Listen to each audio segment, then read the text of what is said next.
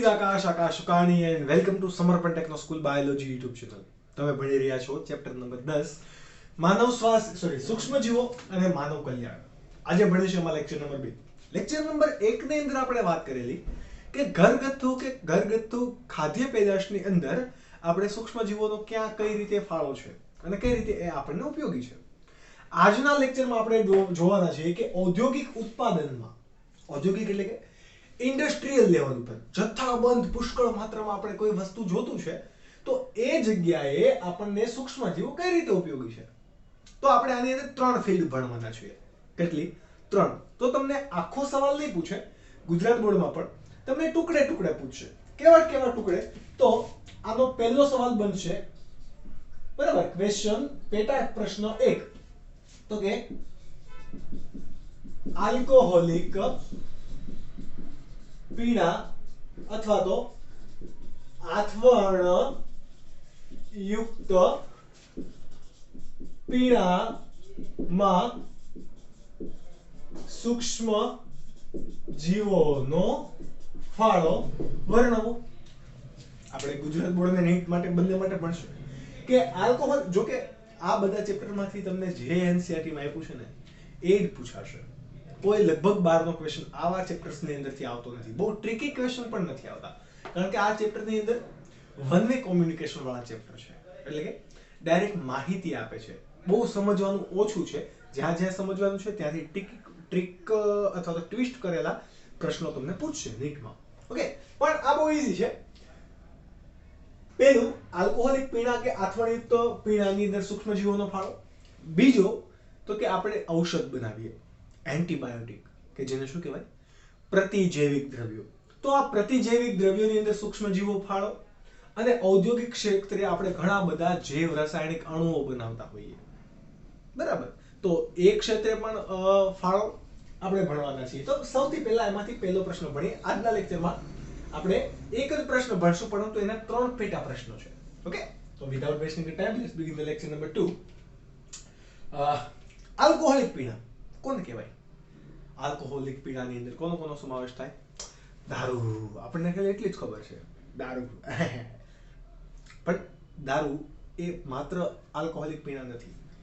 દારૂની અંદર ઘણા બધા પ્રકારો પડશે, અલગ અલગ પ્રકાર છે, બરાબર. જેમ કે વાઇન છે, વિસ્કી છે, રમ છે, બ્રાન્ડી છે, બિયર છે.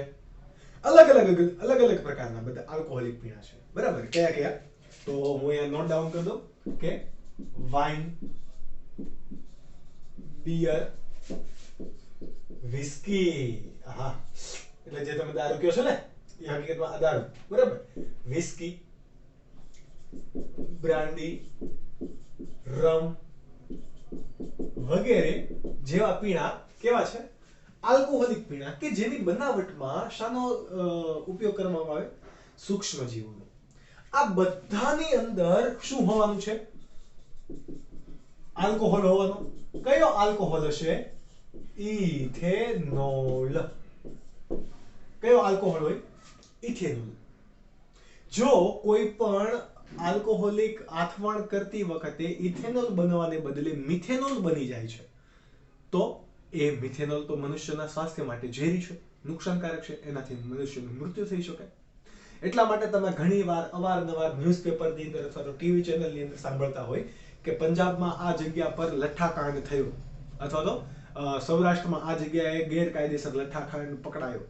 લઠ્ઠાકાંડ એટલે કે મિથેનોલ બની ગયું હોય, જેનાથી ઘણા બધાને નુકસાન થાય. દેશી દારૂ હોય એમાં આવું બધું થાય.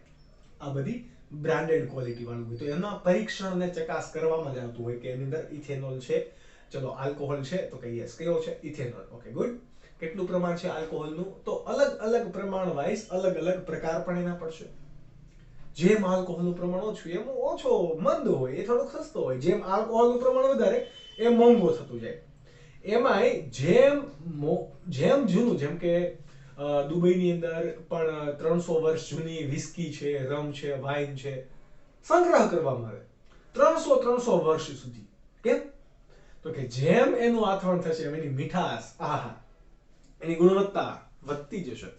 અને જરા કેવું તમે પીવો તો પણ તમે મદન મસ્ત થઈ જાવ, એટલે કે ચડી જાય તમને. ઓકે, તો એ બધાનું પ્રાઇસ લેવલ પણ કેવું હોય? વધારે હોય. ચલો, આલ્કોહોલ બને કઈ રીતે? આપણને ખબર છે કે અજારક શ્વસન કરીએ ત્યારે આલ્કોહોલ બને. આપણે એમાં બે આથવણ જોયા, લેક્ટિક એસિડ આથવણ અને ઇથેનોલિક આથવણ. બરાબર. તો લેક્ટિક એસિડ આથવણ વાળું આપણે ઘરગથ્થુ ઉત્પાદનમાં જોયું કે જ્યાં લેક્ટિક એસિડ LAB બેક્ટેરિયા દ્વારા બનતું હતું. તો અહીંયા ઇથેનોલ કઈ વડે, કોના વડે બનશે? આથવણ વડે. પણ કોનું આથવણ? તો કે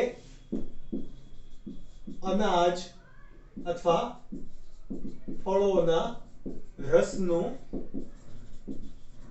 આથવણ કરીને આ બધા ઘટકો મેળવવામાં આવે. પણ કયો સૂક્ષ્મ જીવ વપરાય છે? તો એક કોષીય ફૂગ, બરાબર, અથવા તો એને કોથળીમય ફૂગ પણ કહેવાય. એક કોષીયનું આથવણ યીસ્ટ દ્વારા કરવામાં આવે. કોના દ્વારા? યીસ્ટ. યીસ્ટનું સાયન્ટિફિક નામ તમને અહીંયાથી ખબર હોવી જોઈએ. યીસ્ટનું સાયન્ટિફિક નામ શું થાય? સેકેરોમાયેસીસ સેરીવિસી. તો સેરેવિસી. સેકેરોમાઇસિસ સેરેવિસી એટલે સૂક્ષ્મજીવ કોણ છે? યીસ્ટ. તો આ બધા આલ્કોહોલિક પીણાની અંદર શાને અથવા તો શું કરવામાં આવે છે? યીસ્ટનું ઉત્પાદન કરવામાં આવે. આની સિવાય યીસ્ટ ક્યાં વપરાતી હતી? બ્રેડ બનાવવા માટે. આપણે ઘરગથ્થુ ઉત્પાદનની અંદર એક ટોપિક આપણે મિસ કરી દીધો હતો. બ્રેડ બનાવવા માટે પણ શાનો ઉપયોગ કરવામાં આવે?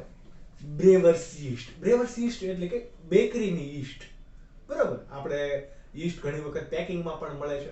આથો લાવવા માટે આપણે એડ કરી દઈએ છીએ. બરાબર. લગ્ન પ્રસંગ હોય જેમાં ઢોકળા ને બધું બનાવવાનું હોય, ઈદડા હોય, તો ત્યાં પછી ફરસાણમાં તો આ બધા લોકો એ તૈયાર યીસ્ટ વાપરે છે. એટલે પાણીની અંદર, ગરમ પાણી, હુંફાળા પાણીની અંદર ભેળવી દેવાનું. એટલે યીસ્ટ બહુગુણન પામવાની શરૂઆત થઈ જશે. પછી એને જ્યાં કે પણ આથો લાવવાનો હોય ત્યાં એડ કરી દેવાનું. ઓકે. તો આવી રીતે બ્રેડ બનાવવા માટે પણ બ્રેડની અંદર પણ મેંદાનો લોટ હોય, એની અંદર પણ યીસ્ટનું આથવણ કરેલું હોય.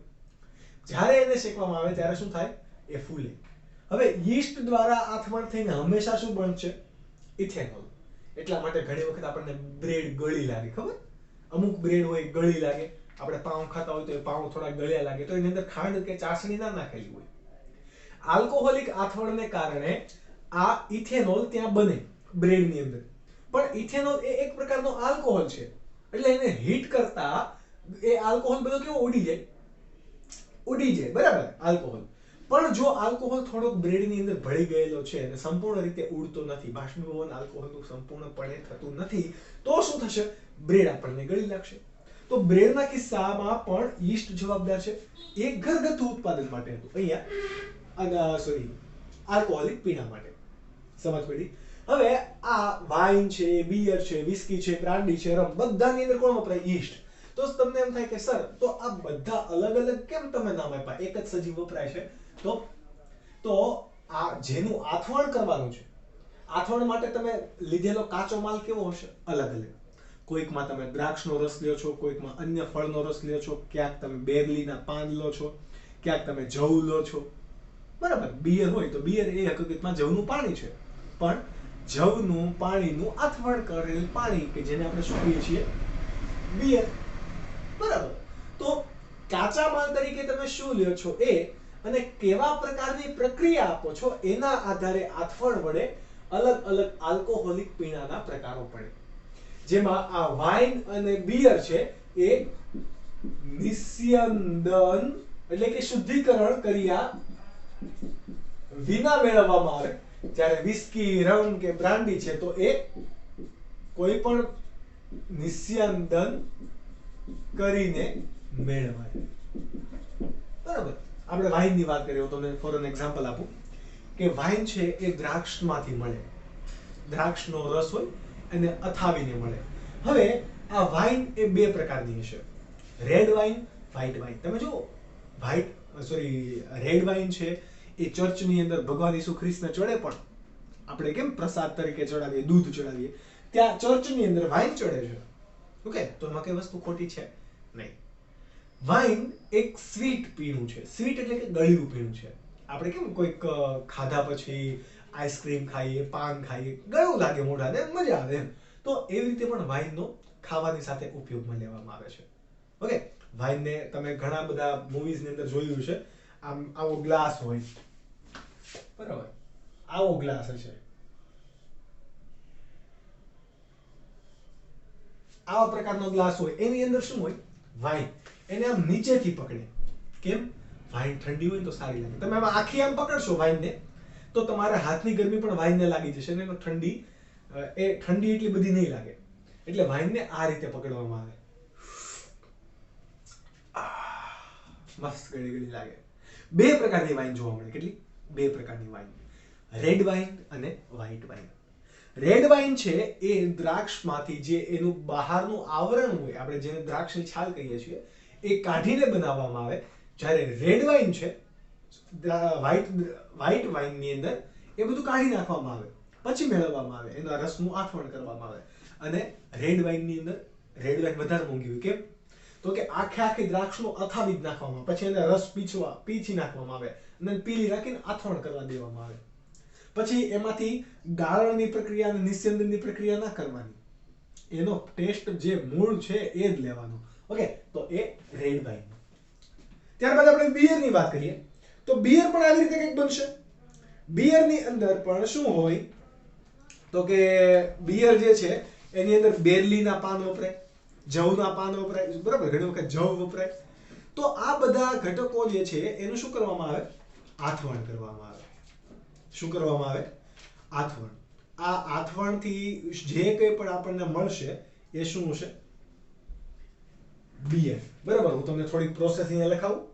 બરાબર, તો તમે લખજો, મજા આવશે તમને પણ કે બિયર છે એ કઈ રીતે મેળવે. બરાબર, સૌથી પહેલા નીટ માટે આપણે લખીએ છીએ. બરાબર, એટલે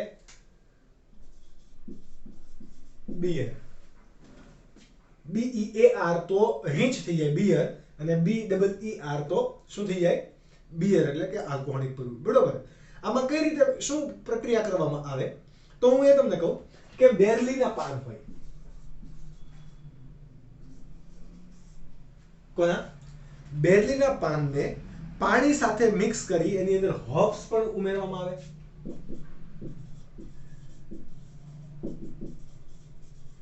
હોપ્સ છે એ થોડાક નશાકારક પદાર્થો હોય.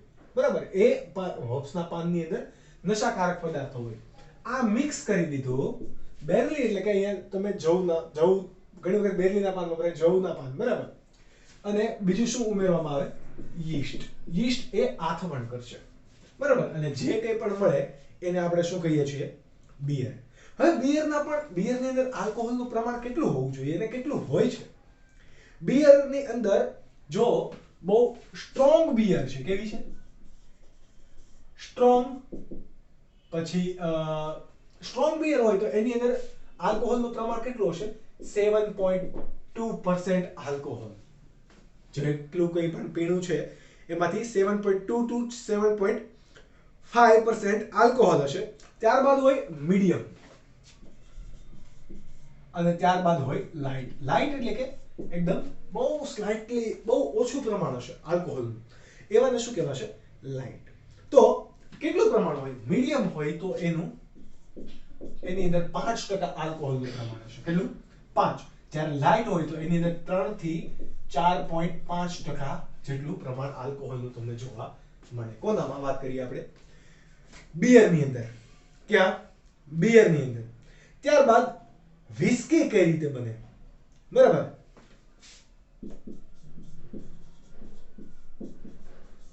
કોણ? વિસ્કી. તો વિસ્કીની અંદર શું આવે તો કે ફર્મેન્ટેડ ગ્રેન મેશ. બરાબર, એટલે કે અથાવેલા અનાજનો ભૂકો. શાનો? અથાવેલા અનાજનો ભૂકો, જેની અંદર મોસ્ટલી જવ વાપરવામાં આવે છે. આની સિવાય પણ અન્ય અનાજ વાપરી શકાય. Fermented grain mesh. બરાબર, એનો પાણીવાળો ભૂકો અને એની સાથે યીસ્ટ ને એવું બધું કરવામાં આવે તો શું બને છે? વિસ્કી બનશે. આ વિસ્કીની અંદર પણ આલ્કોહોલનું પ્રમાણ કેવું હશે? અલગ અલગ. કેવું હોય? અલગ અલગ. કેટલું પ્રમાણ હોય વિસ્કીની અંદર? એવરેજ આલ્કોહોલનું પ્રમાણ હશે 40% આલ્કોહોલ. 40% આલ્કોહોલ ચડી જાય ને તમને મસ્ત. જે લોકો પીવે છે ને દારૂ, તમે નહીં પીતા. આપણા ઇન્ડિયન કલ્ચર પ્રમાણે કે ઇન્ડિયન એટમોસ્ફિયર પ્રમાણે કોઈ પીવાની જરૂર છે નહીં. ક્યાં પીવામાં આવે કે જ્યાં અતિશય ઠંડુ વાતાવરણ છે એ, કારણ કે આ આલ્કોહોલ એ આમ ગરમ પડે, ઓકે, અને શરીરને પણ ગરમી પેદા કરે શરીરની અંદર, એટલા માટે આ લોકો ફોરેનની અંદર પીતા હોય. પરંતુ આપણે તો કે થાકી ગયા છો પીવો, એવું કરવામાં આવતું નથી. જ્યારે વાઇન છે, વાઇન કઈ રીતે બનાવવામાં આવશે તો કે રેડ વાઇન અને વ્હાઇટ વાઇનની બંનેની પ્રક્રિયા કેવી છે? અલગ અલગ. કેવી? અલગ અલગ. બરાબર. સોરી, આપણે અહીંયા બ્લેક કલરથી લખીએ.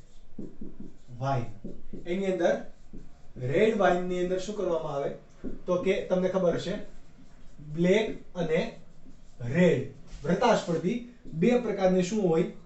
ગ્રેપ્સ હોય. શું હોય? બરાબર. એ બે પ્રકારની ગ્રેપ્સ નું શું લેવામાં આવે? જ્યુસ. આ ગ્રેપ્સ ને તમે ક્રશ પણ કરી શકો. શું કરી શકો? ક્રશ કરી શકો, પલ્પ લઈ શકો, ટુકડા લઈ શકો. જ્યારે આપણે વ્હાઇટ વાઇન છે, વ્હાઇટ વાઇન ની અંદર સિમ્પલ ક્રશ્ડ ગ્રેપ્સ લેવામાં આવે. શું આવે? બરાબર. જ્યુસ એન્ડ આપણે અહીંયા લખી દઈએ પલ્પ. પલ્પ એટલે કે ટુકડાઓ. બરાબર. જ્યારે વ્હાઇટ વાઇન કઈ રીતે બનશે તો કે સિમ્પલ ક્રશ્ડ એટલે કે સાવ પીલી નાખેલી દ્રાક્ષ, જે તમે યલો દ્રાક્ષ કે વ્હાઇટ કે ગ્રીન કે પોપટી કલરની જે તમને દ્રાક્ષ મળે છે એ બધી દ્રાક્ષ. બરાબર. ક્રશ્ડ ગ્રેપ્સ જ્યુસ. અહીંયા ટુકડા લેવામાં આવતા નથી. જ્યારે ટુકડા ક્યાં હશે? રેડ વાઇનમાં, કારણ કે એની અંદર જે છાલ હોય કાળી એ અહીંયા કલર આપશે, ફ્લેવર આપશે અને વધારે સ્ટ્રોંગ હશે રેડ વાઇન. બરાબર. વાઇનની અંદર આલ્કોહોલનું પ્રમાણ કેટલું હશે? 11.4% એવરેજ. બરાબર. અલગ અલગ પ્રકારની વાઇન, જેમ વાઇન મોંઘી એમ આલ્કોહોલનું પ્રમાણ વધશે, જેમ વાઇન જૂની એમ પણ આલ્કોહોલનું પ્રમાણ વધશે. સમજ પડી? ત્યારબાદ આ વાઇનનું જ શું કરવામાં આવે? નિસ્યંદન કરવામાં આવે અને શું બનાવવામાં આવે? વાઇનનું નિસ્યંદન કરીને શું બનાવવામાં આવે? બ્રેન્ડી. શું બનાવવામાં આવે? બ્રેન્ડી. બરાબર. પરંતુ આની અંદર શું હશે? એપલ જ્યુસ ફર્મેન્ટેડ, અથાવેલ સફરજનનું જ્યુસ છે. શેનું? અથાવેલ સફરજનનું જ્યુસ. આપણને તો આમ નમે સફરજન ખાવા ના ગમતા, પરંતુ બ્રાન્ડીમાં બધા સફરજનનું જ્યુસ ને અથાવીને પીવે છે. બરાબર. ત્યારબાદ છે રમ. કોણ? રમ. RUM. અઘરામાં અઘરી આઈટમ. કોણ? તો કે રમ. રમ એ શેરડીના રસમાંથી મેળવવામાં આવે. આપણે વાત કરીએ પહેલા બ્રાન્ડીની, તો બ્રાન્ડીની અંદર કેટલું આલ્કોહોલ હશે? બ્રાન્ડી કેમ ગઈ?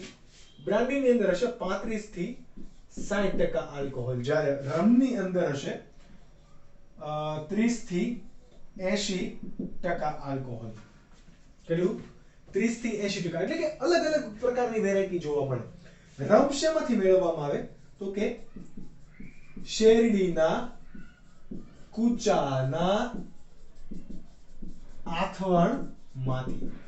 તમે જ્યાં ક્યાંય પણ ખાંડની ફેક્ટરી છે કે જ્યાં શેરડી પીલાય છે, પછી ખબર એનો કૂચો વધે, એને પડ્યો રહેવા દેવામાં આવે, એનું આથવણ થઈ જાય તો એકદમ ઓગળેલું કંઈક બને, એને શું કહેવાય? મોલાસીસ. શું કહેવાય? મોલાસીસ. તો આ મોલાસીસ માંથી શું મેળવવામાં આવે? રમ, કે જે કેટલી? 30 થી 80% આલ્કોહોલ ધરાવે. કેટલું? 30 થી 80% જેટલું આલ્કોહોલ ધરાવે. હજુ એક વસ્તુ બાકી રહી ગઈ, વોડકા. કોણ?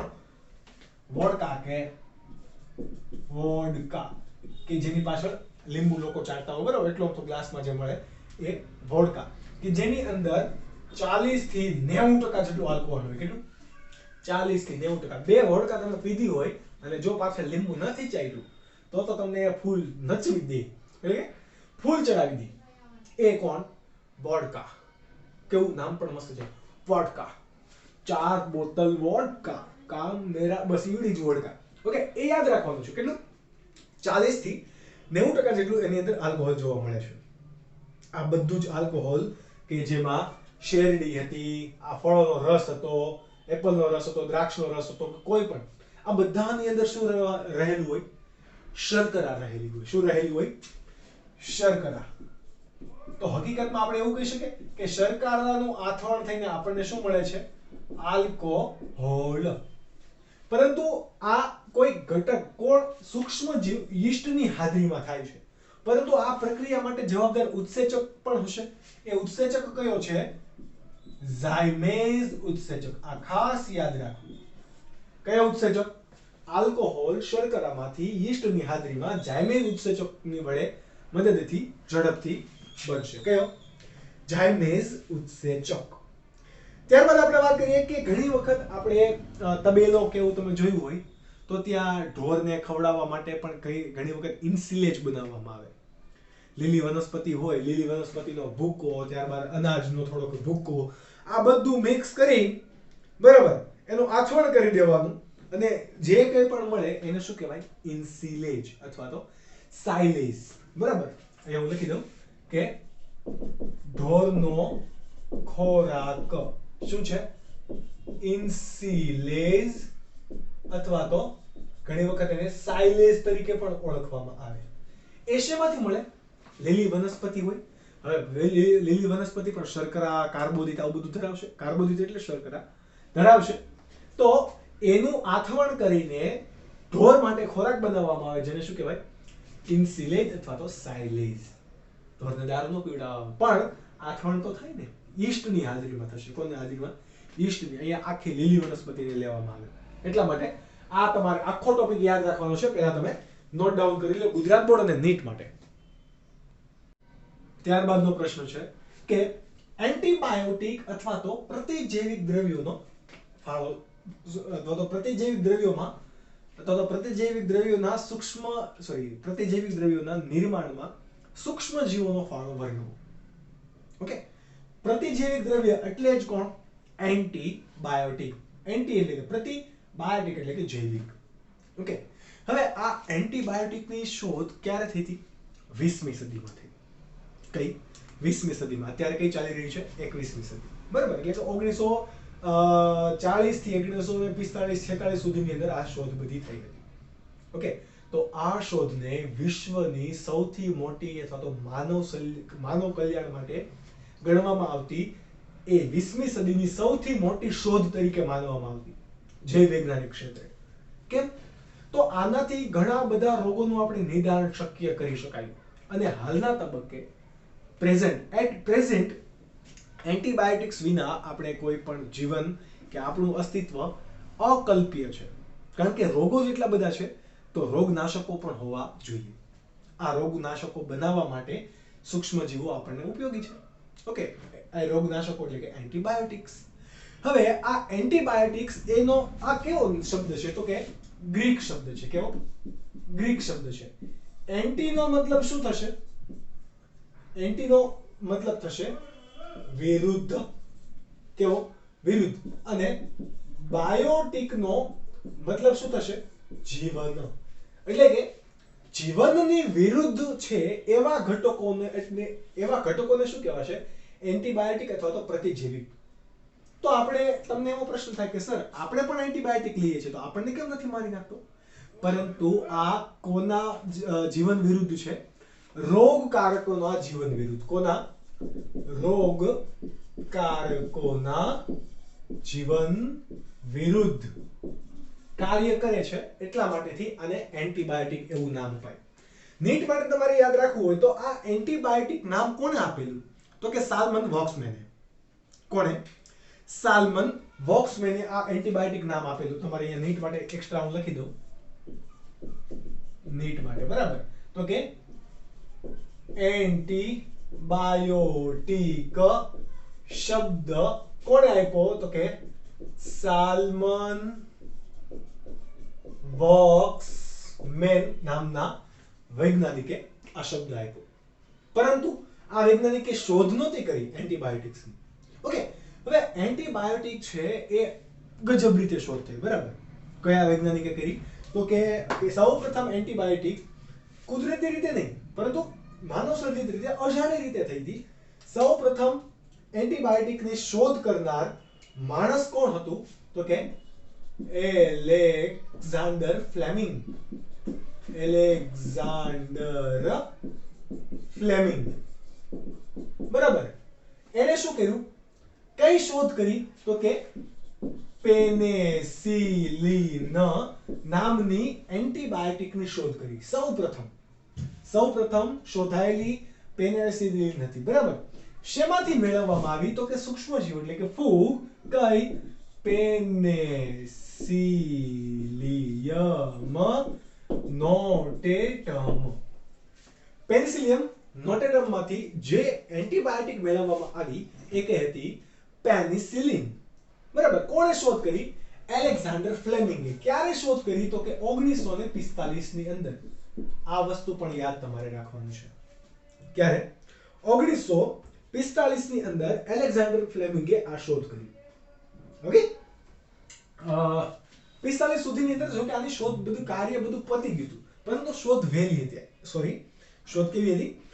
વહેલી હતી. 1945 માં તો આ ભાઈને નોબેલ પારિતોષિક પણ મળી ગયેલો. બરાબર. 1945 માં નહીં, પરંતુ એ પહેલા શોધ થઈ. અજાણી રીતે શોધ થઈ. કેવી રીતે?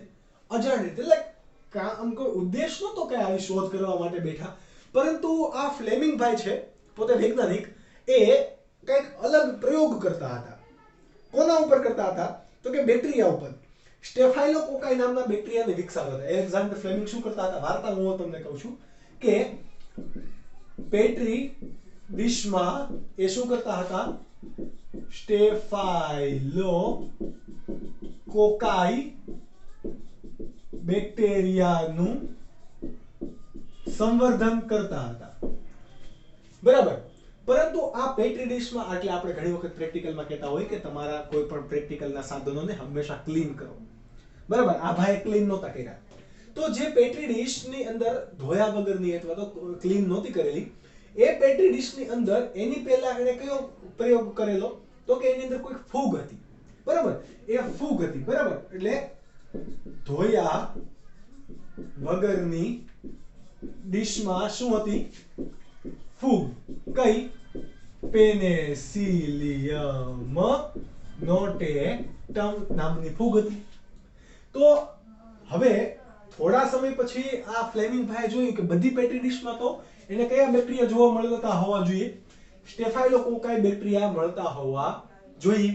પરંતુ એ એક ડિશ કે જ્યાં ફૂગ હતી થોડી, બરાબર, એ જગ્યાએ કોઈ પણ પ્રકારના બેક્ટેરિયા જોવા મળ્યા નહીં.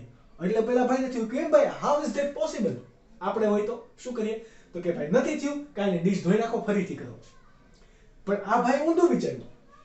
એટલે જે વૈજ્ઞાનિક બન્યો, ભૂલ કરી, પણ એને કંઈક નવું સંશોધન કર્યું. અને એવું સંશોધન કર્યું કે એને આખી જિંદગી કમાવાની જરૂર જ ના પડે. નોબેલ પારિતોષિક મળી ગયું. અને સદીની સૌથી મોટી જીવ વિજ્ઞાનિક ક્ષેત્રની શોધ. બરાબર.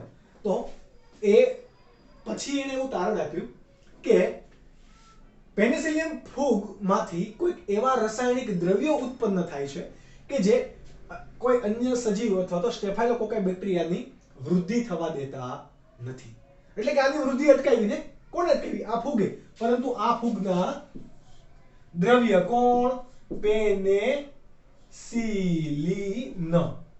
આ પેનિસિલિન નામ કોણે આપ્યું? તો કે એલેક્ઝાન્ડર ફ્લેમિંગે. કોઈક રાસાયણિક એવું દ્રવ્ય હતું, એ ફૂગમાંથી મેળવવામાં આવ્યું એટલા માટે કે આની વૃદ્ધિ શું કરતા હતા? અટકાવતા હતા. બરાબર. એટલે સૌથી પહેલા આણે શોધ કરી. ત્યારબાદ બે વૈજ્ઞાનિક આવ્યા. કેટલા? બે. અર્નેસ્ટ ચેઇન અને હાર્વર્ડ ફ્લોરી.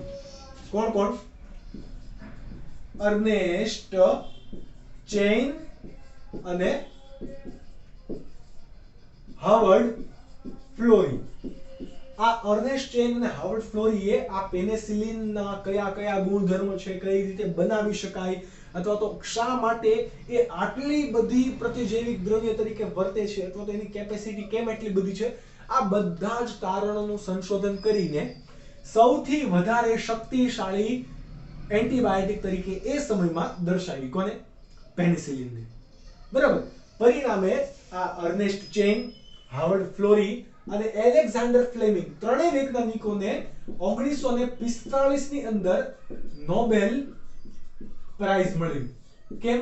તો કે આ શોધ એ વિશ્વ શાંતિ માટે જરૂરી હતી. કેમ?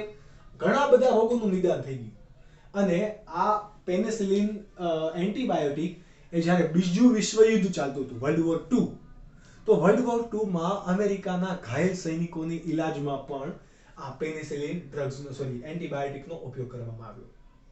બરાબર? એટલે તો વિશ્વ શાંતિ માટેના સંદેશાઓ અથવા તો વિશ્વ શાંતિ અથવા માનવ કલ્યાણ માટેનું આ કોઈ કાર્ય છે. પરિણામે એને નોબેલ પ્રાઇઝ મળ્યું, એનાયત કરવામાં આવ્યું. બરાબર? ત્યારબાદ ધીરે ધીરે વિકાસ થતો ગયો. બરાબર? એન્ટીબાયોટિક્સ અન્ય સૂક્ષ્મ જીવોમાંથી પણ મેળવવામાં આવવા મળ્યા. અન્ય ઘટકો, અન્ય બેક્ટેરિયા, અન્ય ફૂગમાંથી મેળવવામાં આવ્યા. આજે હાલમાં એન્ટીબાયોટિક એ ઘણા બધા જાનલેવા રોગો જેવા કે પ્લેગ છે, ત્યારબાદ કાળી ખાંસી છે, કાળી ખાંસી એટલે કે whooping cough, ત્યારબાદ ડિફ્થેરિયા છે. કેવા?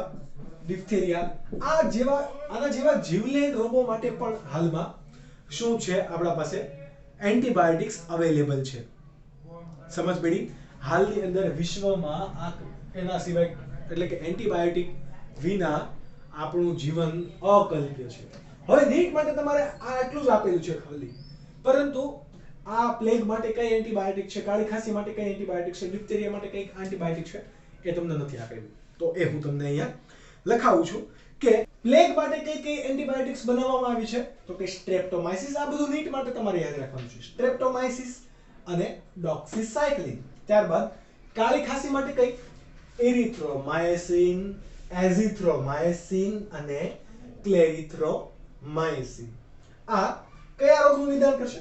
કાળી ખાંસીનું. ત્યારબાદ ડિફ્થેરિયા નામનો રોગ, તો એના માટે પેનિસિલિન અને એરિથ્રોમાયસિન. આ બધું તમારે નોટ ડાઉન કરવાનું છે.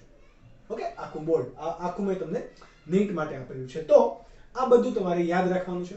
ત્યારબાદ આ એક નીટનો ટોપિક થયો, આ એક નીટનો ટોપિક થયો. એના સિવાય તમારે શું યાદ રાખવાનું છે કે હાલમાં સૌથી વધારે માત્રાની અંદર એન્ટીબાયોટિક શેમાંથી મેળવવામાં આવે? પેનિસિલિનમાંથી. નહીં, પેનિસિલિન એ કેવું છે? સૌ પ્રથમ આપણને મળેલું એન્ટીબાયોટિક. હવે તમને એમ કદાચ પૂછે, ચલો આપણે તમને આગળ કહું કે હાલમાં સૌથી વધારે એન્ટીબાયોટિક શેમાંથી મેળવવામાં આવે? તો બેસિલસ પ્રકારના બેક્ટેરિયામાંથી. શેમાંથી? બેસિલસ પ્રકારના બેક્ટેરિયામાંથી. જો તમને ઓપ્શન એવો આપેલો છે કે સાયનોબેક્ટેરિયા, તો યસ, કરેક્ટ છે, સાચું છે. સાયનોબેક્ટેરિયામાંથી પણ પુષ્કળ પ્રમાણમાં શું મેળવવામાં આવે?